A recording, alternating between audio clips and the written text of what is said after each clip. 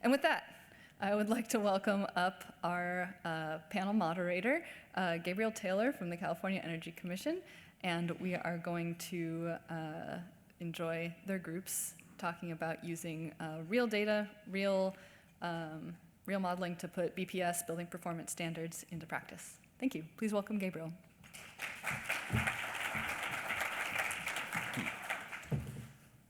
Morning, everyone. So I had a number of conversations with a number of people yesterday about building performance standards. So if you're interested in building performance standards, you're in absolutely the right place. And if you have any questions about building performance standards, I think you're also in absolutely the right place. Building standards, building energy standards especially, regulate the design and construction of buildings. We're all familiar with that. Building performance standards pick up where building standards leave off. They set long-term goals, long-term targets for buildings so that building owners have clear path to follow to get to state or local goals. A BPS holds building owners accountable based on building level benchmarking data. And a BPS is a mandatory regulatory framework that sets long-term targets and to improve a building and enforceable penalties. Building energy modeling will be a critical tool for building owners to get to the targets that are set by a building performance standard. But to achieve that, we need building energy modeling to transition from modeling for code compliance to modeling for building performance. So I think we have an incredible panel to explore this intersection between BEM and BPS today. So we'll start with some brief presentations from our panelists, and then we'll move into some discussion. I'd like to invite the audience to join in the discussion early in our panel discussion here. So after the presentations, if you have questions, please raise your hand, and we'll bring a mic to you, and we'll have a discussion about BPS and BEM. In addition, after our panel later today, Working Group 1 will have a discussion about BPS. So please join us there if you're interested in continuing this discussion. So first up, JoAnna Saunders is a program specialist with the California Energy Commission. She is the technical lead for California's statewide energy benchmarking law and co-lead the development of a statewide building performance strategy. Prior to joining the CEC, she spent 7 years in Washington, D.C. with the D.C. Department of Energy and Environment, where she helped develop and implement one of the first in the nation building performance standards. Good morning, everyone. What Gabe didn't mention is that I'm the co-lead with him on the development of a statewide building performance policy. He's too humble to say that. Good morning. My name is JoAnna Saunders. As Gabe said, I'm with the California Energy Commission within the Efficiency Division, and I help implement our existing statewide energy benchmarking program and the development of a future building performance policy for the state. And today I'm going to be talking about benchmarking as a foundational policy to almost everything related to building performance. So I'm going to quickly go over the existing energy benchmarking requirement, which is AB 802, talk about some of the benefits of a benchmarking policy and how it feeds into future policies, and then talk about those policies such as building performance standards. So just a quick poll, who is familiar with energy benchmarking? You just raise your hand. Amazing. Who has actually benchmarked a building in Portfolio Manager? All right, that's pretty good. So I won't belabor the simple points that you may already be familiar with, but AB 802 requires commercial buildings larger than 50,000 square feet and multifamily buildings larger than 50,000 square feet and with 17 or more units to annually report their energy use to the CEC. This data is submitted to us on the same day every year, and this requirement has actually been in place since 2018, so quite a while. All of the reporting is done through the US EPA's Energy Star Portfolio Manager tool, which you may be very familiar with. It's a free web-based platform where building owners can enter data and submit it to their jurisdiction. And what benchmarking really requires is the building owner, the manager, hired third party to collect and enter monthly energy use from all end uses at the building, as well as key operational details about the property, such as the size, if it's an office building, what are the working hours, how many people are in the building, all of which then feed into some very key performance metrics. Our existing benchmarking program covers about 50,000 total buildings. So it's a pretty easy way to remember. It's buildings larger than 50,000 square feet, which totals about 50,000 buildings conveniently.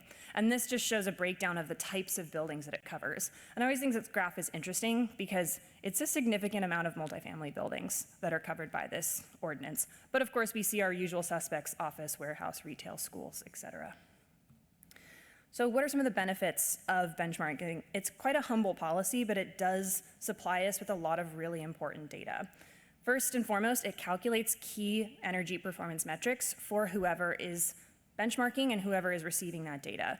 Energy use intensity, both site and source, greenhouse gas intensity. You can track changes in operations over time. There's just a rich amount of data when you are actually having to put all of your energy performance in one place and see how it maps out. It also provides agencies like the CEC with really key data for future building performance policies, feeding into this very simple concept that you can't manage what you don't measure.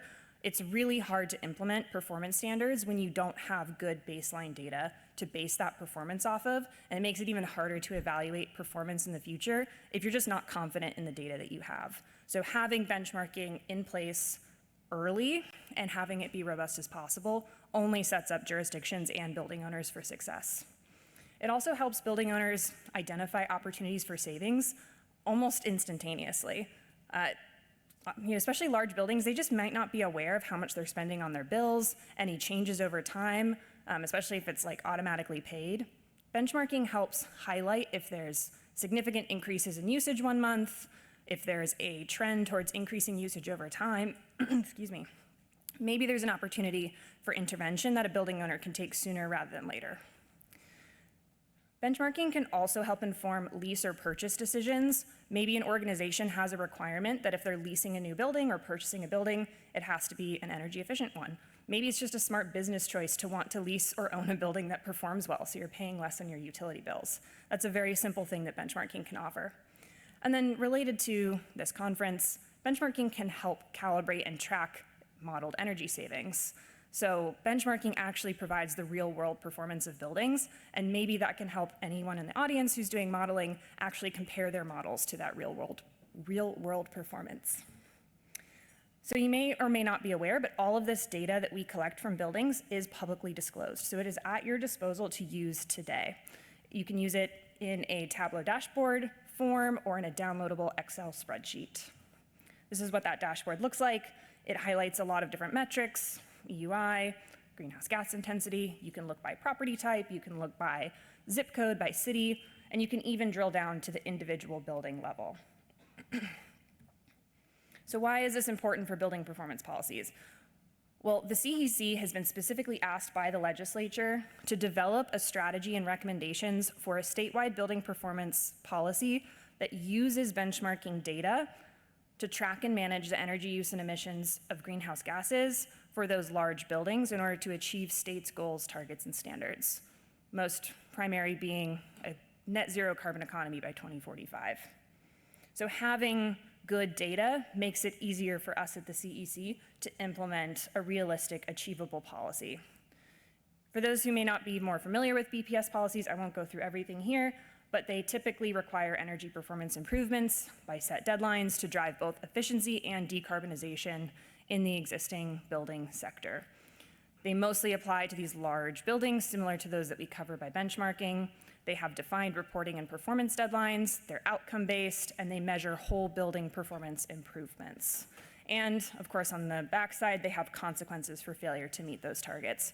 So if we have really good benchmarking data and we have years of it, we at the agency are going to feel much more comfortable and confident telling building owners how their buildings are performing today and where they need to go in order for us to meet our stated state goals and standards.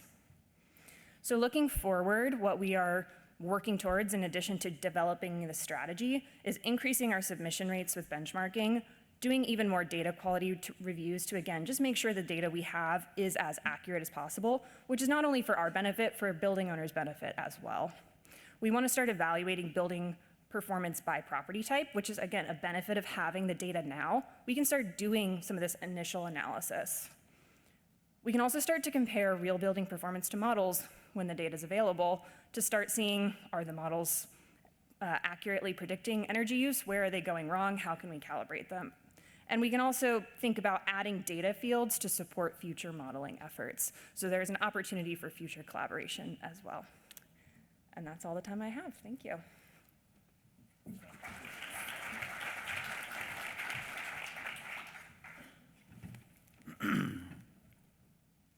Next up, Heather Rosenberg leads Arup's resilience planning and policy in the Americas and is a USGBC California board member. She has over 25 years of experience working with local governments, utilities, and nonprofits, and has advised multiple jurisdictions developing building performance standards. Heather was the founder and president of Fifth Road Resilience Strategy Consulting, and is a mayoral appointee in the Los Angeles Innovation and Performance Commission. Heather. Thank you. So good to be here. I really appreciate you all spending some time on this topic.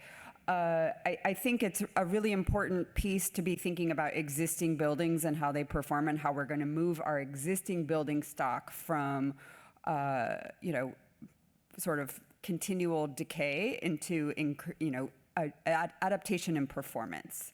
And it's important to remember when we're talking about existing buildings and we're talking about city policy that this is really new ground, and we need to be developing these policies in context, and in context of what's happening with the local populations, where people live, affordability.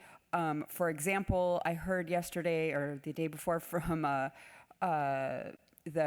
head of the LA Food Bank program that 30% of Angelenos have some level of food insecurity. So when we say we need to understand the context, it's not just of the buildings, it's the people and the challenges that they're facing. And we also need to understand, living in Los Angeles, it's very palpable to be thinking about extreme events.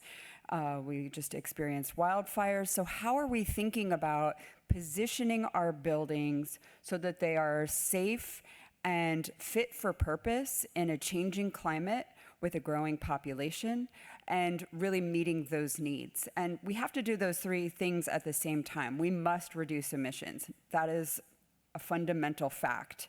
It can't be on the backs of those who are least able to adapt, because that actually makes our ability to adapt as society worse. So we need to enable buildings that help both the building itself and the occupants and the grid to withstand changing impacts. And we need to do this in a way that is affordable and accessible and brings everyone along. That is not an easy task.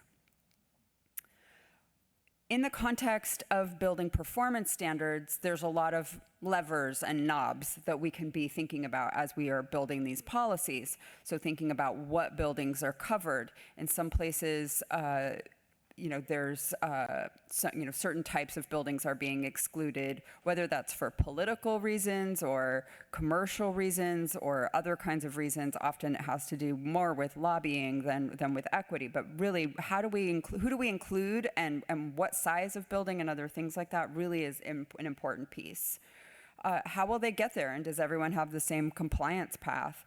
How does this play out for different segments of the market, and what is their ability to participate or face fines, and how might they be burdened or otherwise supported through the process? How are we measuring it? What are the metrics involved? Are we looking just at energy efficiency? Are we talking about full electrification? How are we measuring those things and incentivizing them? And then what are the package of supporting programs and resources that we're surrounding in addition to the policy to enable different customer segments to participate? So when we talk about resilience in the context of building performance standards, we're kind of talking at two general levels. And one is at the building level, and there you can think about it as all the things that keep that building safe under a range of operating conditions. One of the ways I define resilience with a lot of different kinds of organizations, public, private, others, is the capacity to continue delivering value across a range of operating conditions. And with that organization, whoever it is, how do you define value and how do you define operating conditions is really, and then what is the level of capacity that you need? So when we think about buildings, we're thinking about heat pumps, being able to provide cooling and thermal survivability, and of course all of the passive benefits or approaches that we would want to talk about. We're talking about cleaner air, and this is really important, both indoors and outdoors.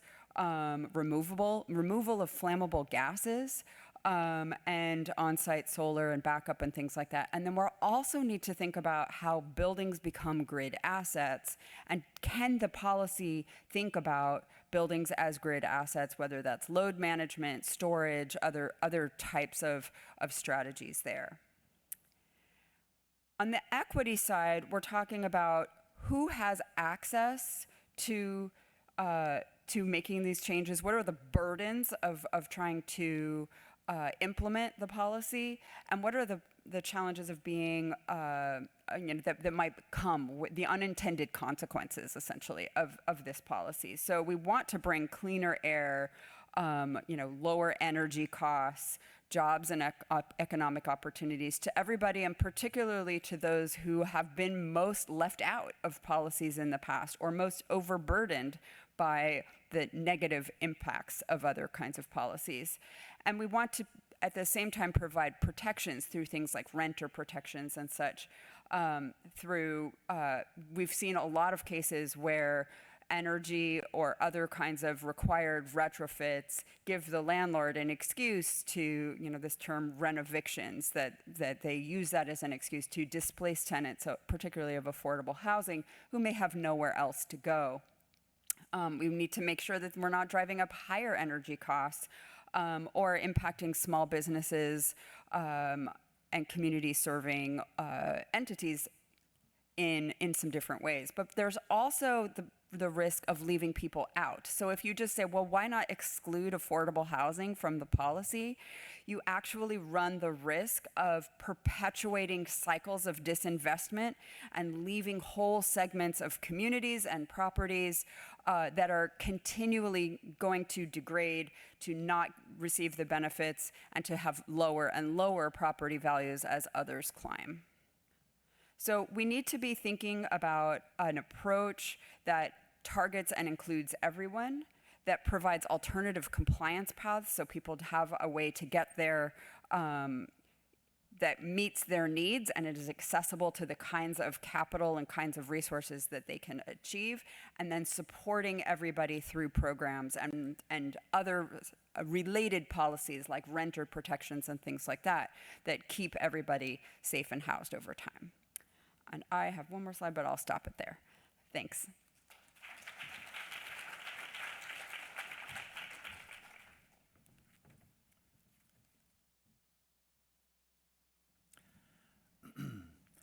Harshika Bisht is a senior sustainability design reviewer at the City of Boston Planning and Development Agency, where she supports the development and implementation of Boston's green building policies, specializing in net zero carbon implementation and building performance standards.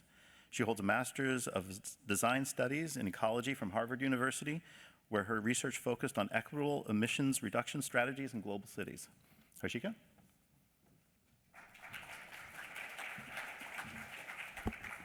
Good morning, everyone. Sorry, I'm going to take everybody out of California for a second and put you in Boston. So I think for Boston, I want to start off with that Boston has taken sort of a two-policy approach to decarbonizing our buildings. We have what we call the BERDO, which is our Building Emissions Reduction and Disclosure Ordinance. It regulates existing buildings. It was started, I think it was passed back in 2013, and our first reporting year was 2014. So it's been around for a while. We have a decade of learning from that. Our emission standards, as part of Bordeaux, the limiting standards will be applicable from this year or 2030, depending on the size of the building. So that is one. We also have our Article 37, which is our green building and net zero carbon zoning, which regulates new construction. And the interesting part of BPS is how both of these intersect. Our permitting policy, or rather, I would say, like Bordeaux, there was a big question around Bordeaux. When we started seeing buildings reporting, we realized like the new construction with updated energy codes were obviously more energy efficient and were probably not the best suited for these kind of limiting standards. These are more generous in numbers, and we wanted to make sure that the new building stock that's being added to Boston, that operationally should have a little bit more stringent standards than what we have for existing buildings, and that is why the net zero carbon zoning was a point in like July 1st of 2025 when we decided, okay, this is the time to apply something like this. And it creates a complete policy loop, these two-pronged approach. We feel like we have benchmarking, we are also thinking about target setting, modeling, and then once the building is in operation, thinking about compliance, and somehow trying to marry the data from these two into real-world performance. Sorry, I think I'm going to go one slide back and talk a little bit more about Bordeaux. So this requires large existing buildings to reduce GHG emissions, though we have now taken down the threshold to 20,000 square feet and above. And it gives us a data set with the annual energy and emissions reporting from this buildings in Boston, and now it's directly informing how we shape our modeling expectations for new construction. And our updated Article 37 zoning net zero carbon policy took effect on July 1st, as I mentioned earlier, and I think it's one of the first zoning-based net zero carbon requirements in US. And the idea is that there are operational carbon limits on top of what we already have a stretch code and a specialized code, which is kind of similar to the REACH code here in California. And the idea is this is a city compliance that is required on top of it. And to talk a little bit more, I think this will give you an idea, it's net zero for most building typologies, with the exception of a few buildings that have high ventilation needs or have high energy use, healthcare, labs, industrial buildings. Barring that, pretty much everybody is required to be net zero on year one of operations. All right. So the key things that are important in the net zero carbon zoning are, these are codified, so modeling outputs are directly determining the compliance in some way. We also have an embodied carbon reporting requirement. Now we are thinking about not just carbon operationally, but also the full life cycle of the building. And we have removed a few requirements to make sure that we're not adding burden onto building owners to think about more than one analysis. And the applicability, it applies broadly to most new buildings with the exception of retrofits. And additions above 50,000 square feet are included in this. There's four things that are excluded, just to make sure that we're not de-incentivizing retrofitting, and we're making sure that they're not required to do embodied carbon reporting or specific things that will add onto the burden. This was taken into consideration because of affordable housing and a few other typologies that we wanted to make sure we're not impeding housing construction in the city. We also look at other things outside of carbon. That's why we have a LEED requirement for our buildings.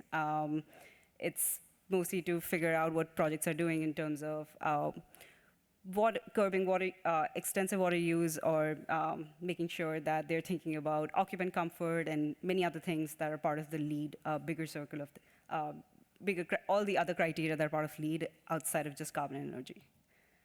And we have an iterative process. The way projects come in with their initial concept, and they provide us energy modeling data even at that stage to make sure it's not necessarily compliance modeling, but rather shoebox or massing level of energy modeling to show how energy modeling impacts their design and how they're making changes to their envelope systems.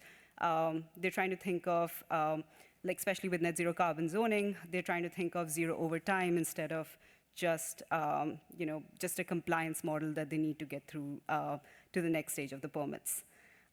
And then they come back again at the permit stage and then the construction at the final certificate of occupancy stage. This is to ensure that the targets that were set pretty early on are then followed through by the end of the project.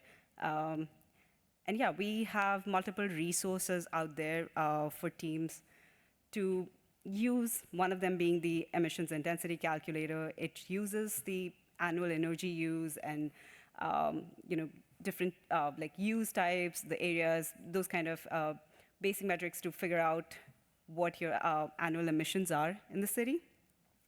And it gives you an output of like from the year of construction until 2050, how as the grid is decreasing its emissions, or as the grid is cleaning up, how your project is declining its emissions, and then trying to figure out if it's, like for most projects it's zero, but for like healthcare, lab, all of these people can figure out how they want to think about system changes, and their maybe if it's an older building, then like existing building, then on retrofits and all of those important key decisions.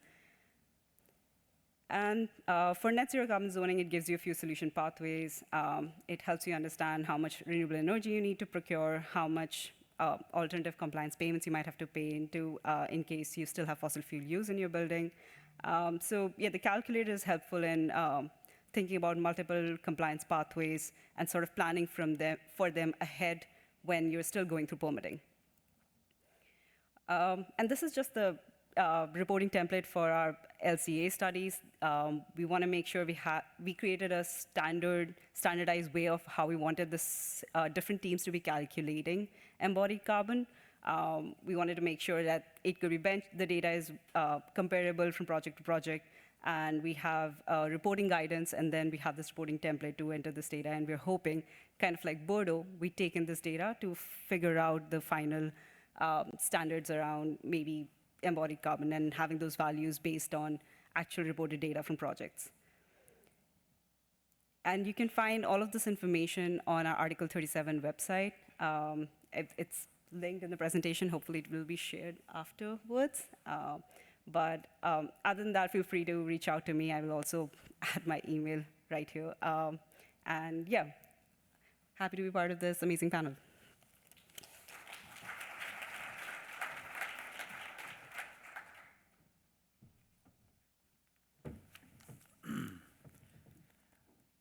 Dr. Ladan Ghobad is principal and CEO of ENERlite Consulting. She is a data-driven building scientist with a focus on energy efficiency and decarbonization.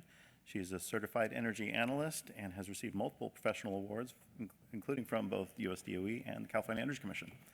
Dr. Ladan.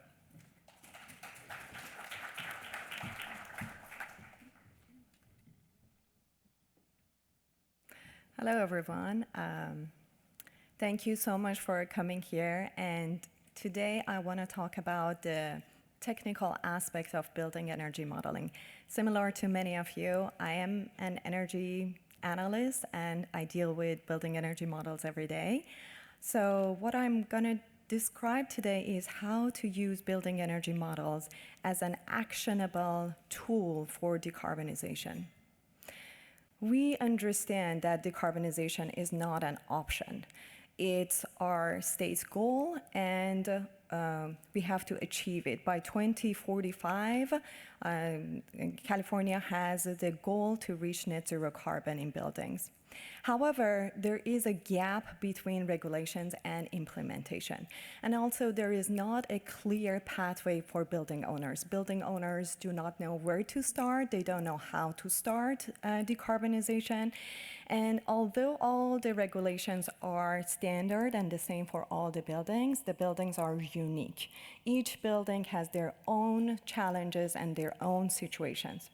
So in order to make progress, we need to translate those goals into really actionable steps and verifiable results so that building owners can make sense and we could guide them through this pathway towards decarbonization. One way to help them is to provide some actual case studies of real buildings with some studies and some actual data to show them how to reach decarbonization. In terms of energy modeling and the capability of energy models, there are some challenges. The first and foremost is the cost of energy modeling. It is costly to create an accurate energy model, specifically for existing buildings, dealing with all the retrofits they have been through, finding all the drawings, documents, and creating an actual representative of that existing building is hard and costly. The second point is modeling uncertainty. We create energy models with some assumptions, and there's always some uncertainty. So we have to create models more accurately with lower level of uncertainty. And also there is a limited feedback loop. We create the energy models, either it's compliance modeling or for getting some certifications such as LEED. The energy models stay isolated. When we create them, we never go back, we never check it with the actual data, so there is a disconnection and a missing feedback loop to understand how we did, how good the energy model was, and to improve its performance.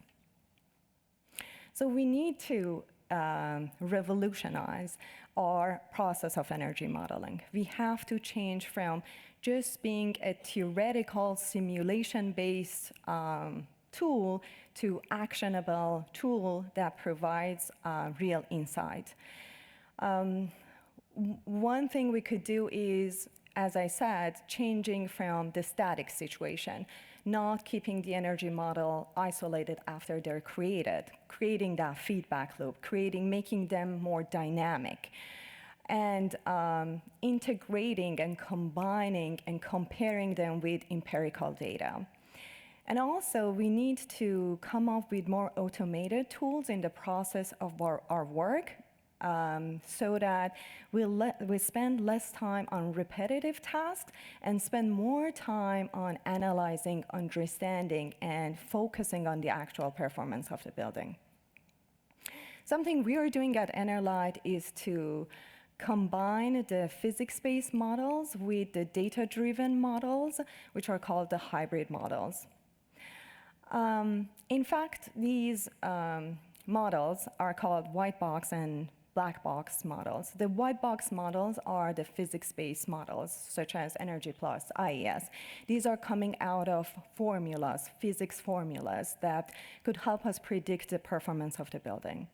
On the other hand, we have black box models, which are machine learning models that understand and that are trained based on performance data. If we combine them, we have hybrid models that have great capacity. And ENERtune, our automated calibration tool, is an example of a hybrid model. So what ENERtune does is to create a large database, iterations of different versions of the model created out of the physics-based models, and tries to fine-tune the original energy model of an existing building based on the actual observed data, which is the utility data. So in this way, we have a stronger baseline energy model to start our decarbonization study, which has higher confidence level, which has higher reliability, and it's more trustworthy. Having higher confidence in decision making will guide us better towards decarbonization. So today I brought you an example, a case study of this large office building located in San Francisco. This is one of the multiple case studies that ENERlite is performing for CEC to provide actual case studies for decarbonization. As you see in this diagram, we didn't start the decarbonization by just swapping the gas boilers to heat pumps. We have a holistic approach which starts with reviewing, understanding, learning about the building, then reducing the loads, and then recovering whatever energy which is otherwise wasted, repairing, tuning, recommissioning, and then replacing. We know that replacing the systems are costly, so replacement doesn't come first. For this case study, we analyzed air-to-water heat pumps, heat recovery chillers, combination of them, and multiple other systems. And then last, regeneration, using both PV and battery to create more on-site energy and store that energy. We do understand that these case studies are not enough to decarbonize all the buildings in California. So that's why we talk about scalability, being able to repeat this process. What we propose is to have a clinical trial, a number of buildings that are studied accurately in depth, and using those outputs to create a database that is reliable. In that database will fall all the benchmarking, all the existing energy models like Comstock, Restock, and then thinking about an analytical regenerative engine that could create outputs, can suggest pathways for the buildings that are beyond our database. And also proposing different solution applications. These solution applications are graphic user interface that are designed specifically for either policymakers or building owners. At last, I want to say, at least our vision, my vision. What I want to do and create is to have a living database of building performance. So this database includes all the benchmarking information, case studies of decarbonization, even cost data of those retrofits, post-occupancy data, and the existing building energy models, creating that comprehensive database that is dynamic. So this gives it the capacity to improve, to get better, to get more accurate. And with that, I really want to thank you for your time.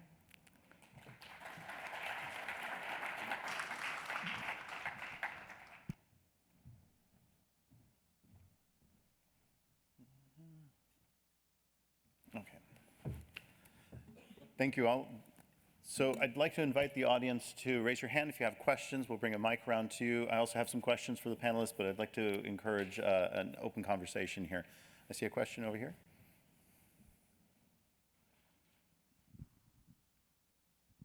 I was just curious about the BPS in California, if you guys have figured out how you're going to incorporate cost effectiveness into that program, if at all. Yeah, it's a good question, and we have been explicitly asked by the legislature to do so. We don't have a public document yet, so I can't be as candid as I would like to about what our recommendations are because we don't have an official approved policy.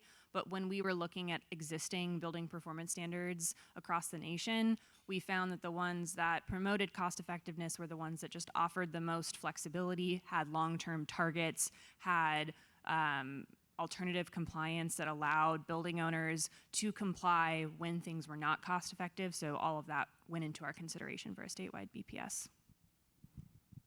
Yeah, and we have over a dozen jurisdictions nationwide who have already adopted BPS, and many times that are considering adopting a BPS, including the state of California. We have strong direction from the legislature to consider it, and that is in process.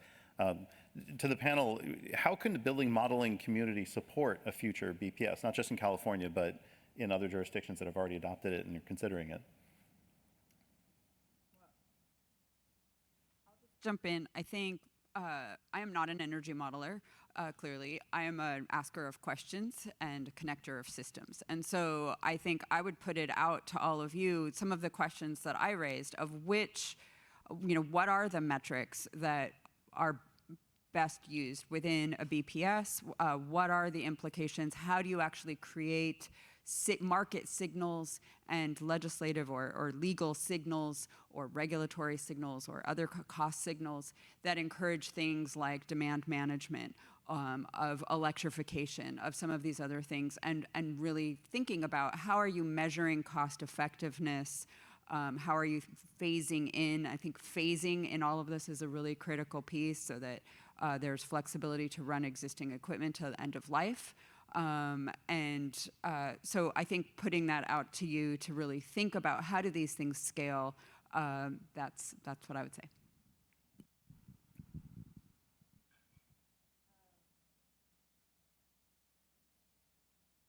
And I wanted to add to that.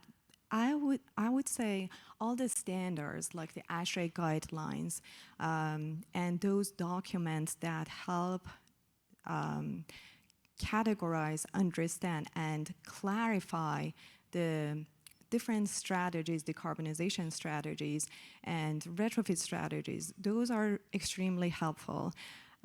What would help us, the Energy Modeling Society, would be, again, some reports on how to create those models. Like many times in the process of creating the models, we just have questions, we are not clear about how to create the models more accurately. So creating those documentations, sharing that information, and having those discussions between us would help the energy modeling community to get improved, create more accurate results and outputs. I think more communication and discussion.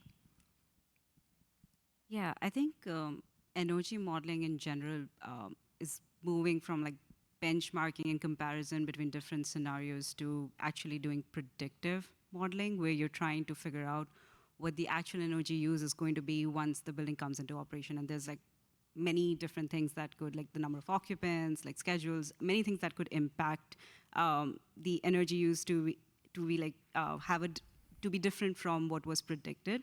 And I think that's what in Boston, that's what I think a lot of teams are trying to like grapple with, because building owners don't just want to do like one-time compliance anymore. They don't want you to model the building and be done as soon as the permitting is complete. They want to figure out what kind of recommendations do you have for us to get to zero until 2050 or like whatever the limiting standard is for their building. So for a lot of project teams, the question now becomes, how do we think of like long-term planning? And I think building energy modeling has to sort of work towards that instead of just the compliance aspect.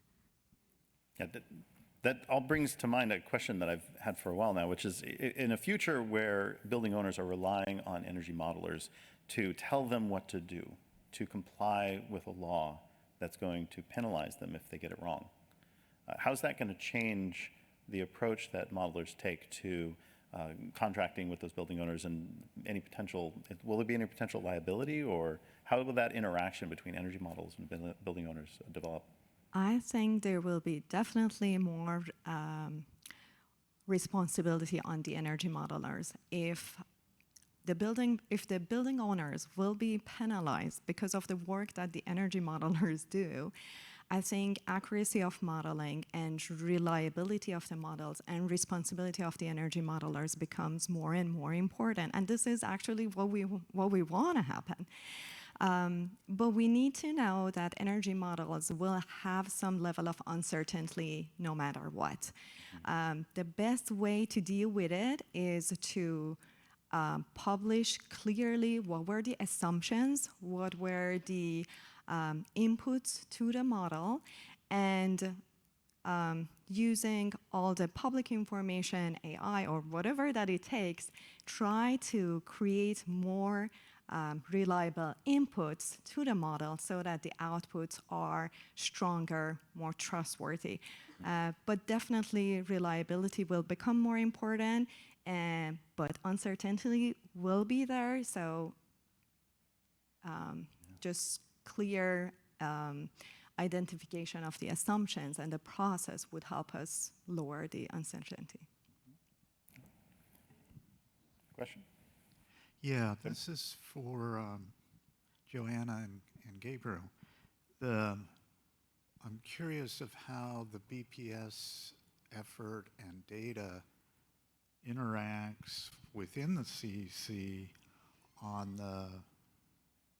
the public energy, or the, not public, but the large scale building energy database that Dr. Fournier told us that the CEC has at yesterday's keynote address. And apparently the CEC has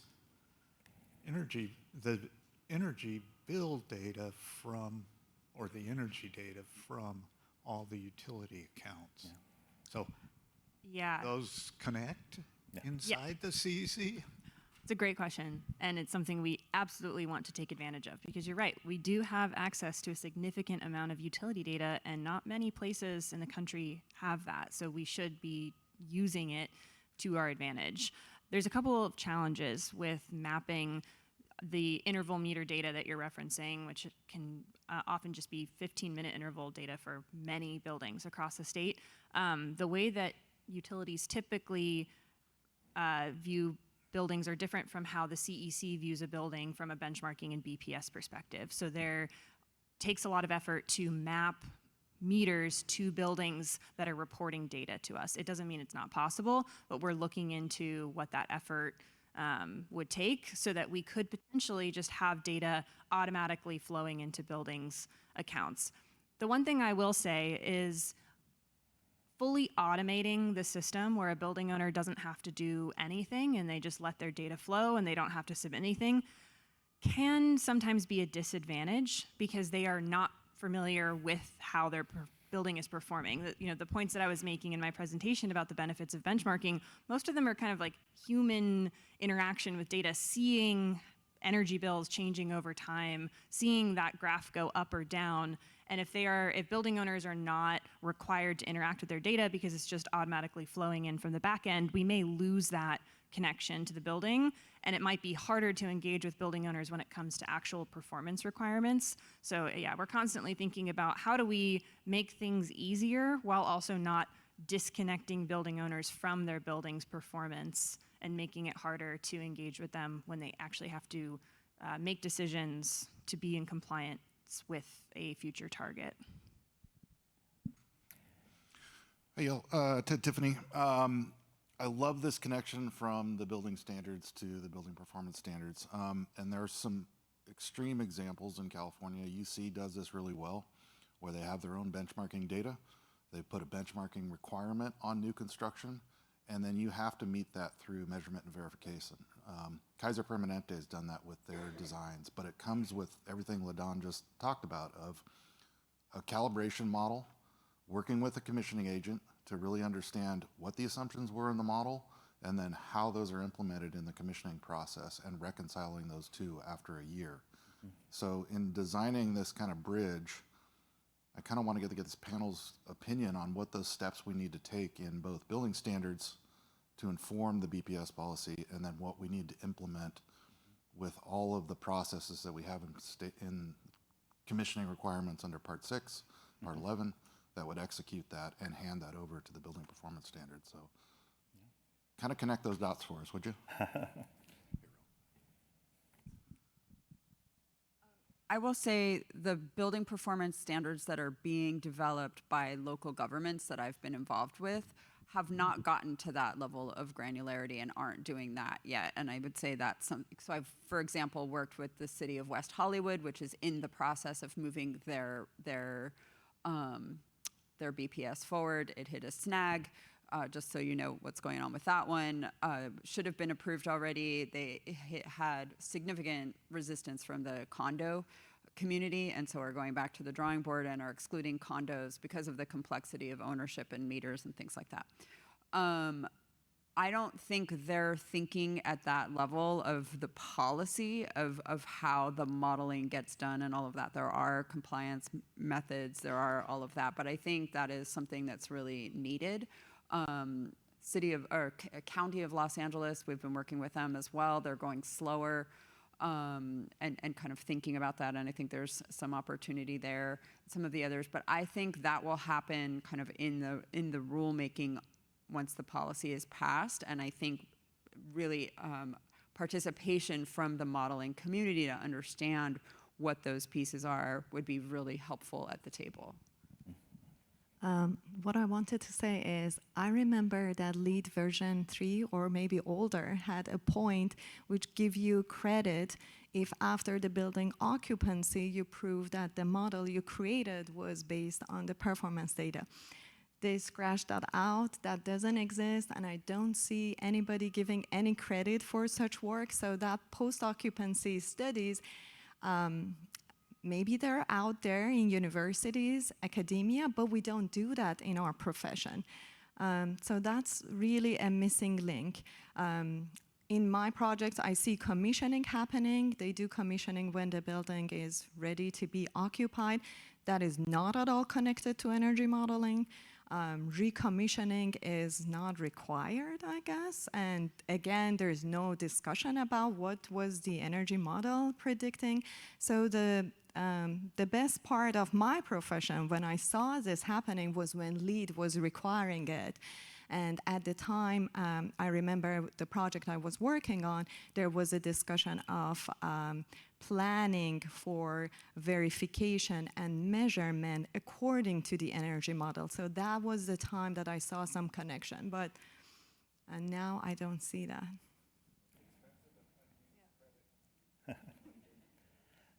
I think keeping grounded in the foundational objective of both building standards and building performance standards is important when you're designing these policies.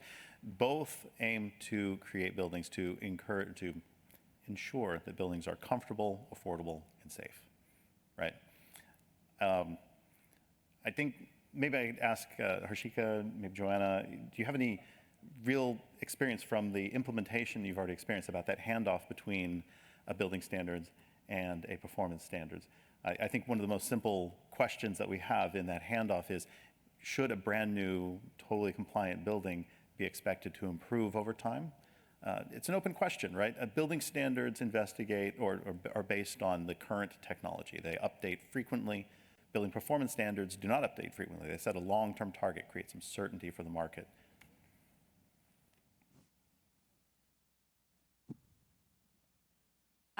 Yes, I do. I can think of a couple examples. As Gabe mentioned, I worked in Washington, D.C. for the local Department of Energy and Environment for a long time. And when we were passing that first in the nation BPS, as we were quite proud of, there was a lot of pushback that we included new construction buildings in a BPS because those building owners were coming to us and saying, these are brand new buildings, we just had to jump through a bunch of hoops to meet whatever code existed. Why am I suddenly being placed into a compliance cycle? That seems backwards. And our response was, it's only backwards if you have a poor performing building in its first year. If your building comes online and it's performing well as expected, you don't need to do anything.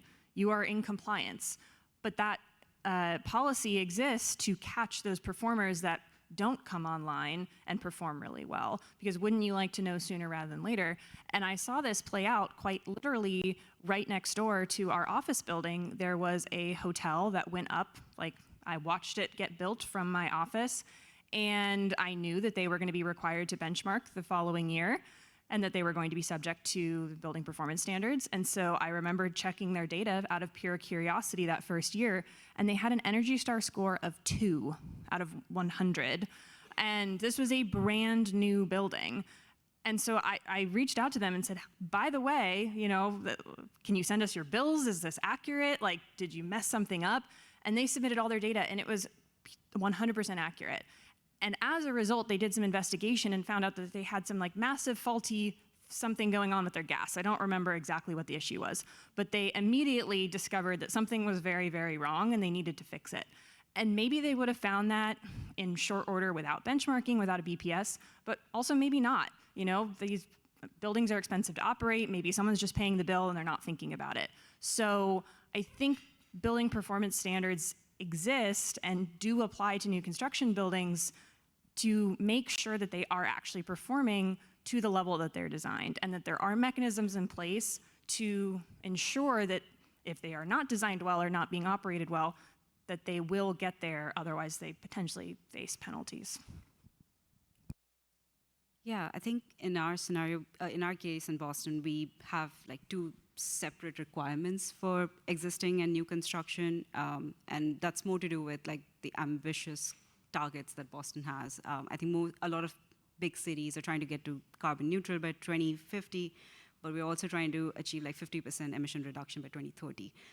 And to achieve that, basically, we need to start thinking about the whole life cycle of the building, but also when it comes to BPS, we wanted to make sure that it shouldn't be the same. It shouldn't be the same as for existing buildings because they have gas connections still, and like in newer building, we are promoting all electric, and we want to make sure that it's just not at the same level of requirement as existing. It needs to be a little bit more stringent, and we wanted to make sure that we could have solar PV, we could promote that, and like clean like procurement of renewable electricity in the city. And for that reason, we try to create this like net zero standard. We are seeing some of our first few buildings come in for compliance right now, and it seems like it's very much an achievable target, and it has a lot to do with, for the last 2 to 3 years, as part of our permitting process, we've been promoting our community choice electricity program with housing, trying to get them to be aware of like, oh, these are competitive rates with what the utilities are offering, and you could get 100% renewable electricity at basically the same cost. So it's not a bad idea to be net zero, just you need to focus on being more energy efficient, which you're already doing by code, because in Boston, the stretch code is pretty stringent too. You're trying to get a thermal envelope that is protecting you, and it's not just energy efficiency, but the whole energy code is moving towards making sure the occupants inside are thermally comfortable even without like active systems potentially. So there's all these changes happening, and we wanted to make sure that the BPS for new constructions just there where the energy code is, and just making sure that all electric buildings are also procuring clean energy. So for that reason, we just decided to do something like this, and we were already doing this in the past 2 to 3 years. It seems to be still working.